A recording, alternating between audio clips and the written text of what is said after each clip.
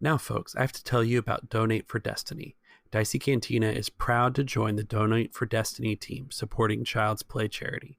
Child's Play provides toys and video game consoles to hospitals and domestic violence shelters in order to make a children's stay a little bit more comfortable. For every $4 you donate, we will add a light side Destiny token to our Destiny pool for our players. If you donate $10 or more, you get to decide whether the Destiny pool is all dark side or all light side. With every donation, we will read your custom message during the start of the next available recording with our crew. Want to send a message to your friend? Introduce an advertisement of your own podcast? This is your chance. Donate for Destiny is the brainchild of Mark from Coruscant Knights fame, but every good deed deserves a little friendly competition, so be sure to visit our donation page in the show notes for more details. And for this series, we have 2 special guest stars. Joe from the New Republic Radio and Mark from Coruscant Knights will be joining us for Capo to Capo. These guys were a blast to play with, and y'all are in for a treat. If you haven't yet, you need to check out their shows. And with all that out of the way, our story begins as always, on a planet far, far away, a long time ago. All right, so Skaroo's going to try and break free. It's bad for Skaroo, man. Ooh. Yes. So he rolled a despair. Nice. Yeah. He passes out. Nice. Sure. Yeah. You know, he rolled a despair. Why stay in turned combat? He's out cold. Cool. So Veer is going to have this moment of internal struggle. Is pretty sure Skaroo had something to do with the death of his kind of mentor and teacher. But his mentor and teacher always told him, you only kill when you have to. There is a code to their job and their activities. So I guess before he makes this whole thing kind of a lethal affair, he relaxes and kind of cradles Skaroo and eases him back into the chair. Head down and puts his hat on him, so he looks like he's asleep still, but alive, just unconscious. Probably gonna have to roll a discipline check. Okay, I can do that. How much would Veer want to kill Skaroo? I don't ask, trying to assess the difficulty of your roll or anything like that, so don't say it. It's an easy choice. He's not. He doesn't know if Skaroo is the one that killed Juno, or if he is just kind of responsible for it, or if he's a potential intelligence source. So he's not super sure that he needs to die. But at the same time, he is really just repressed how upset he is about the death of his mentor. So let's make it a hard check, but you get a boost die because you were told not to kill him. I see that you're going through some sort of struggle right now. I just want to remind you of the mission. And you do what you feel is right, but I'm not sure killing this man is right now. And I'm going to make an average leadership check. That's 3 advantages and a failure. Well, narratively speaking, that was kind of that would be kind of like the right way to phrase it about the job. Focus on the job, do what's necessary. Yeah. So you can have 2 more boost added to your discipline check. Cool. Out of that, even though I think if it had succeeded, we might not even do the discipline check. But you've got a little more extra to think about to give you pause. Oh wow! I'm rolling hot tonight. 3 success, 1, 2, 3, 4, 5 advantage. Nice. So what kind of peace does Veer find? He remembers his training, that the job always comes first, that when you don't let your personal feelings get involved. There's a very strict code about hurting people. If you absolutely have to kill, you kill, but if you don't have to kill, you should do it. The fact that these words and this code came from the very man that Veer is avenging kind of calms him down quite a bit, and so he lets up before he does permanent injury. And then Brac comes over the comm with a heads up, Veer. They're coming back for the next item, and before we deal with that, we'll transition to Lo out at the gate. That's where you're heading. Is that right? Yes, Lo is heading back out to the gate and trying to reclaim his briefcase.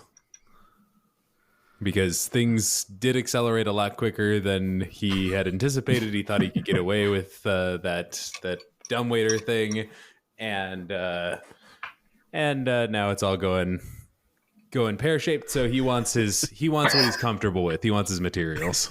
So the two guards that had frisked you guys before are standing at the gate. They're casually talking to each other. It appears that no one else is being checked currently. Like no one's coming in or out, and so there's just the two of them there. Is Lo going to talk his way through, or are we rolling some stealth? What are we doing? I think we're rolling stealth here. We have these inner ear comlinks. I could tell you what to say to charm the guards.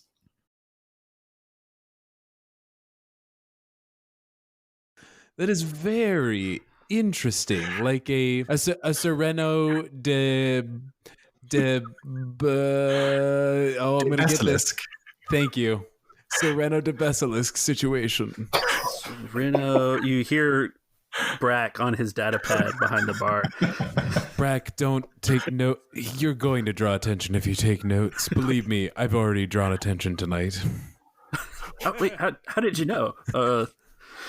There's that clatter of a data pad being thrown back down. If you think you can talk me through this, I'm gonna try to take the stealth action first. Perhaps I can slip in between these topiaries. I'm fairly, shadow colored myself, so perhaps I can blend in. But if that doesn't work, I'll need you to talk me out of it. I'll be here when you're ready. All right. Yeah. So he's gonna try to sneak by them and just sort of slip in between the topiary branches. So you get it's an average check with a setback to it because they are on lookout, but they're also just garbage guards. They're naval troopers. What can you expect? Yeah. Oh my gosh, it's the usual. Just a threat. No, wait. It is 2 threats. I thought I was going to get better for you. No, not at all. I don't know why I thought that. So I think Lo just sort of he thinks he's being sneaky, but he basically just strides right in between the two of them, back through the middle of their gate, and just then hides behind a topiary, and the top of his head is sort of poking out from behind it too, because he's pretty tall. You hear, is that a ghost? No. You, sir, what are you doing back there? He doesn't answer. The ugly one behind the topiary. Step forward. He doesn't answer. One of the guards comes over and grabs you by the arm and tries to pull you to the as he tower. rounds the corner and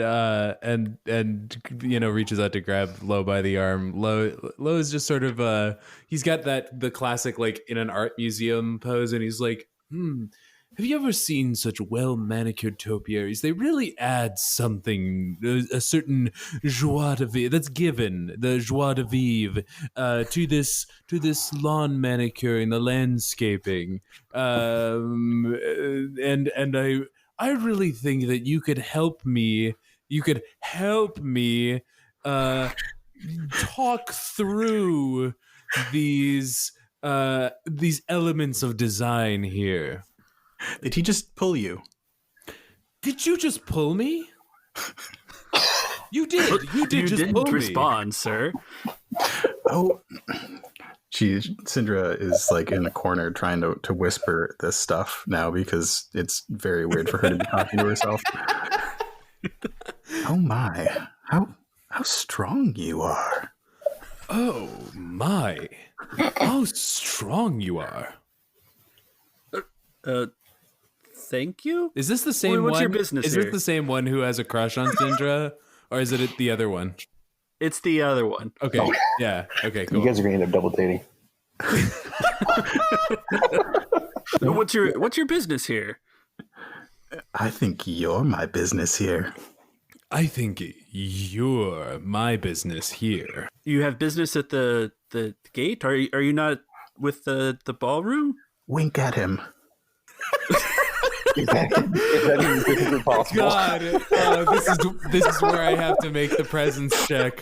Lo pulls down his hologram glasses that have a projection of they sort of project like that anime gleam of glasses onto them, so you can't see his eyes because they're creepy ghost eyes. I'm sorry. Right.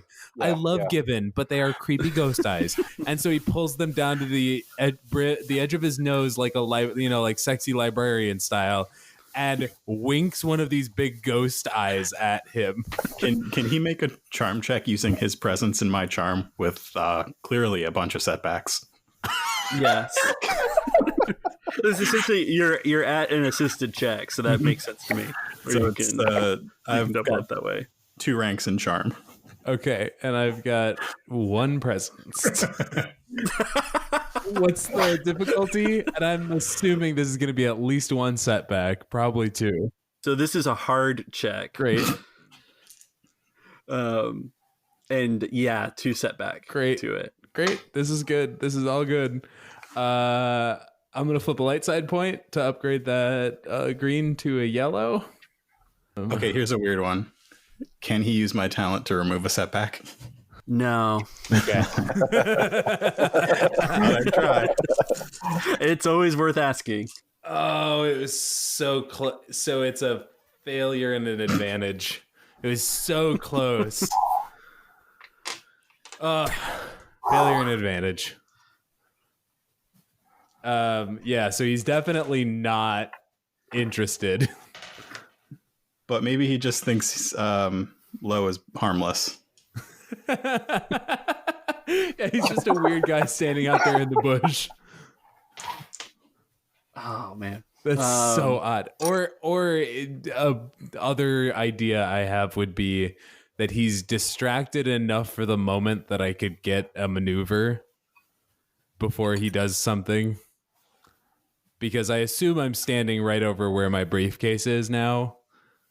And I would I could take a second to reach in there and grab a foam canister. Okay, yeah. So for your advantage, you can roll a stealth against these guys again. Okay. And try and grab something out of the briefcase. Because essentially you're the guard he's not interested or charmed, but the other guy he knows has been hitting on all the guests. Right. So that's why he's just maybe this guy jaded about it. So what would name these guards here in a minute? Oh boy, what would the? I think they're Tag and Bink. Tag and Bink. Okay, yeah. That was easy. What? Which one's the one that's been hitting on Sindra? Bink. Bink. Yeah, Bink. Definitely Bink. Okay. So Tag looks over at Bink and is like, "Hey, get a load of this guy." And while they're looking at each other, you got that chance to roll that stealth, and it's still average with the setback. Okay. No. Oh my gosh. 2 of the greens came up blank. Oh, it's just a failure.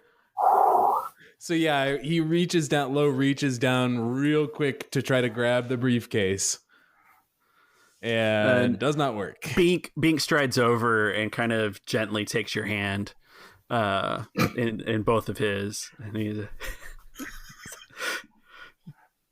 would you like to return to the party, sir? Are you lost? Lo's confused for a second about what he's implying, and then realizes, and he just sort of goes with it. He's like, "Oh, yes, how did I get out here? Oh my, there must have been something strong in those shrimp cocktails.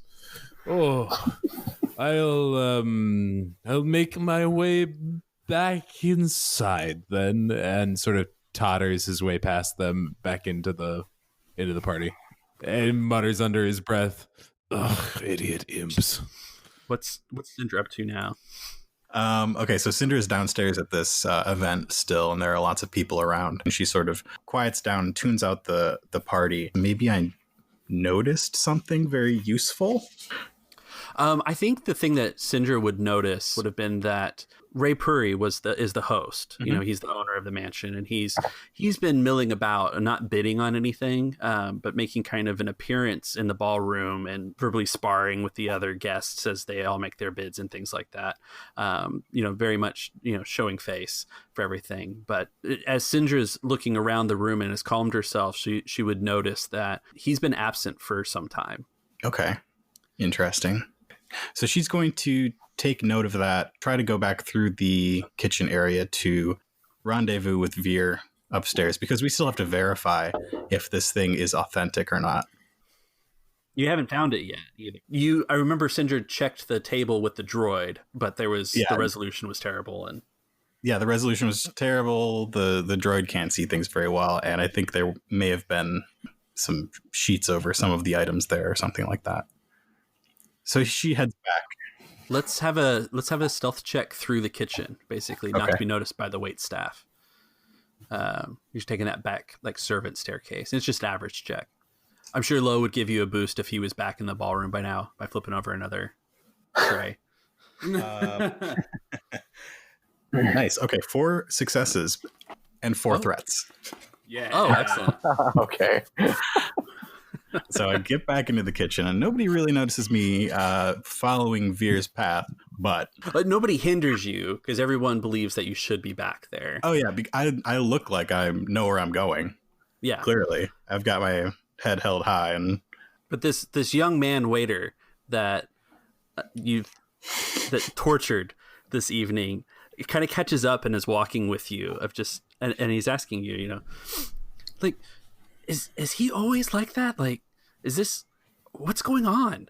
He's quite rude. I don't know. He's having a bad day. He lost his bid earlier. Is this something I did? No, it's all him. He really wanted that little bust of the Ithorian. I think you saw it. It was one of the first items that went up. Yeah, sure. Can I get you anything? Like, is there anything can I get him? I'm sure he would love another shrimp cocktail. I think I saw him coming in. All right. And that's good enough. I'll bank mentally that there's maybe a couple leftover threats for later. It's more of a threat to myself, I'm not an improver. And I'm like, hey, let's do a scene instead. So I think the kind of the rest of it is that you don't quite have an opportunity to get all the way up the stairs before Veer is going to have to react to the fact that the door upstairs is open. Remember, because Brac came over the radio and said, hey, they're coming back. So Veer, you have just a moment to react, standing behind the unconscious Skaroo before you're going to be seen. Very calmly and very smoothly and very quickly, I take the garrote, wrap it back around my wrist, grab Skaroo's hat off of the floor, put it onto his head and kind of lean his chin down onto his chest so it looks like he's asleep. And then I slip around to his side, pick up my drink tray, throw one of the drinks contents over my shoulder, so I have an empty glass on here, and then wait.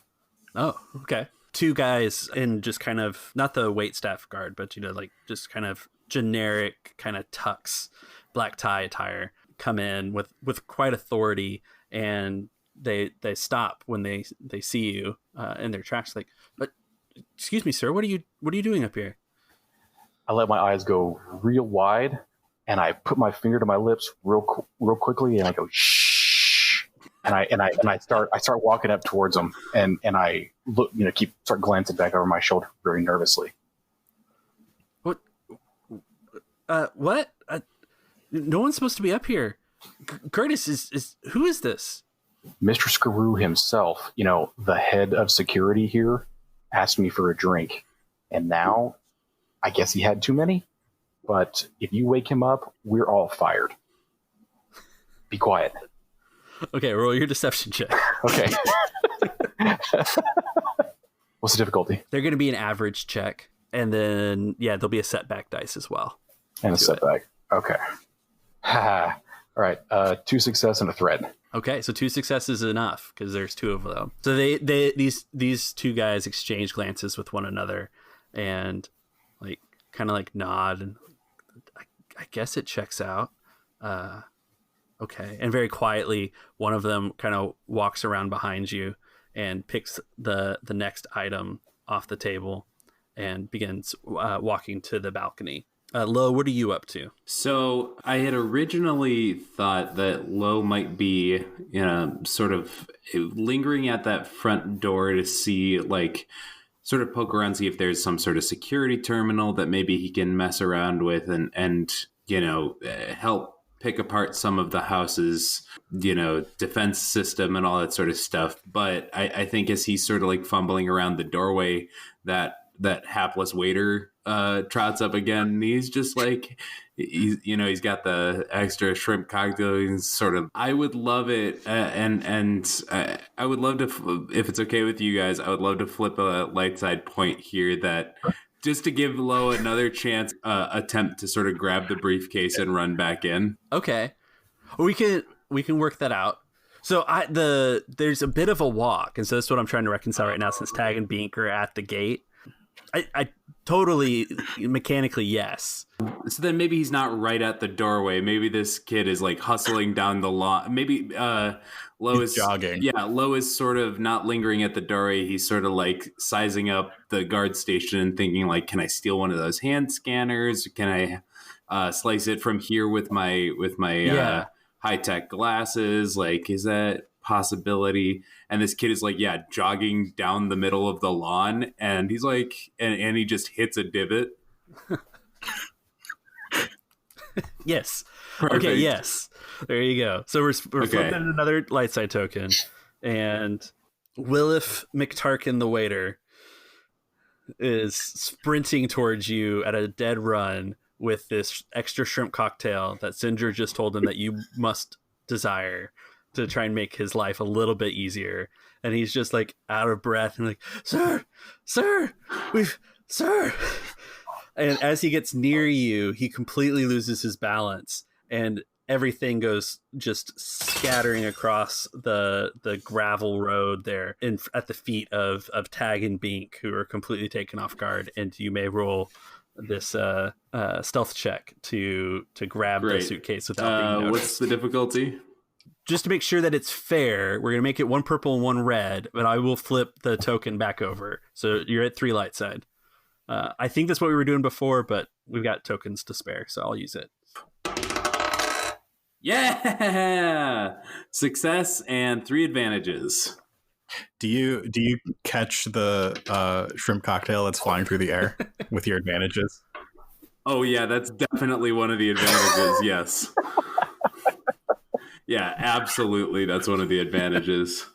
So yeah, he biffs it and sprawls on the gravel, and like, yeah, this is where Lo gets his new shrimp cocktail, and he's just like, my favorite. And he then sort of like picks one, and Tag and Bink go up. The troopers go up to him and just sort of figure out if he's okay. And I'm like, wait, oh, looking both ways. All right, boom, zoom for the hedge and grab it and start brisk walking back into the ballroom. So I think you have 2 advantage left in that story. I think I'm just gonna pass those on because I don't have much to do at the moment, unless I could spend one of them on there being some sort of security terminal in the house that I might be able to mess with.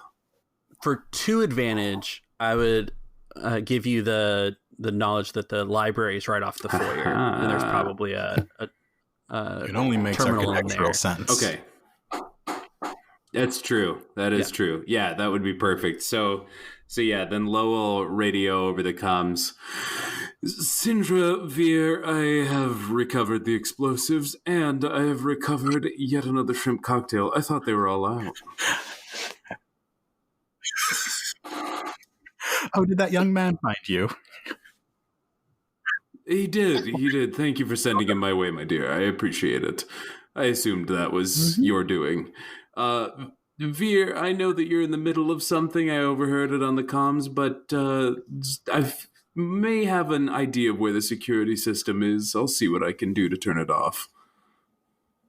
So at this time, Sindra would be at the top of the stairs looking into the study, but isn't necessarily revealed yet. And the two guys have their next auction item, and they're going out the door. Can I try to get a glimpse of what they're taking out there, just in case it's kind of book-like. Great. Of course it is. I had some threats from earlier. Can I make a perception check possibly to get some details about it? I mean, I don't necessarily know what we're looking for, what the object itself looks like, but... You don't have to roll a perception check to know that it is, approximately book-shaped and approximately the right size. They weren't doing any work to necessarily hide what it was they were picking up off the table from you. Between you and Sindra and the remote, I think you guys have the opportunity for one roll before they go out the door, but they are expected. They're on their way out the door. I pipe up. I say, wait. And I whip a rag out from under the tray, and I rush over to the object and make to kind of wipe it off. I say, I think he spilled something on it. Let me make sure it's clean. So that'd be deception then? So what's they're heading for the door. What's the plan, Veer?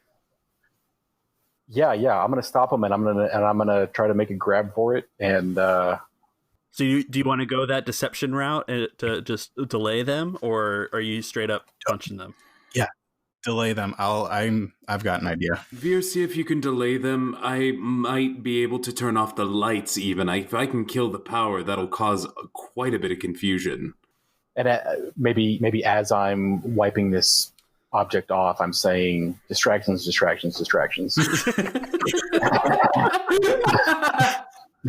it work? I thought you were a thief. No, so okay, roll the deception and let's see how this goes. And I'm going to flip for it. So you got one purple and one red. And let's go ahead and add a blue and a black to it. I mean, yeah, there's definitely a black for distractions. Yes. And you can have your boost for establishing earlier that something was spilled. So awesome. They have a slight cause to believe it, but if you roll any kind of threat at all, the first thing they're going to do is be shh. Oh, ooh, yeah. Success with one advantage. Yeah. Okay, so they stop where they're at, and they're letting you kind of wipe it down. And Sindra walks in through the back door and says loudly, "Excuse me, I'm here to authenticate that item." Shh. Yeah. Shh. I give you a dirty look and look over at Skaroo. And she walks up to the pair of people. I want to pull out my data pad and just try and get the book from them and sleight of hand swap it for the data pad. All right. So you're going to have to convince them first. So when you say that you're there to authenticate, they look at you very quizzically and they're like, it's already been authenticated. It's everything up here has been completely secure. It's there isn't any more authentication going on. Sindra flashes her wallet really quickly and puts it away and says, "I've been hired by Governor Kosovo himself. This is my job, sir, and I take my job very seriously." Well, as that may be, ma'am, this is from Puri's private collection. It's already authenticated. Kosovo would have known that. He doesn't have any reason. I interrupt him as he's talking, and I start pulling on it and saying, "Do you think is it ruined? Did he get something on it? Did somebody spill something on this? I must check it out." All right. Well, roll me something. Okay, I want to roll a leadership because I'm speaking with authority. Okay. Yeah. Okay. I'll take it. What's my difficulty? It's going to be average, but I'm assigning 2 setbacks to it. So this is highly irregular. Okay. Can I boost him for the previous give him a boost since I'm participating? Yeah, since I'm. Oh yeah, well that's right. There's that advantage. There's a boost dice there. Okay, and I'm using Kill with Kindness to remove one of those setbacks. So I had to add 2. Yeah, I know. Okay, that's 4 successes and 2 threats. So maybe I get it from them, but they're watching closely. I think, yeah, you get it from them. they hold on to it, and then I think Veer kind of tugs on it a little bit, and they like look at him and kind of grunt, and then there's a little and then eventually they let go. They have a quick discussion with each other, and they go and they grab something else for the auction and head out the door with something not book-like, some statue or something, to continue on with the auction. But you guys have been kind of in the grand gallery that looks into the study, basically kind of right in front of where that dumbwaiter is at. And further down the hall, you hear a voice. "What, pray tell, is going on out there?" And the door at the end of the hall opens up, and standing in the doorway is Ray Puri with his Don Cat in his arms, stroking it. "Who are you, and why are you interfering with my auction?" Sindra says very quietly, "Convor. Boom."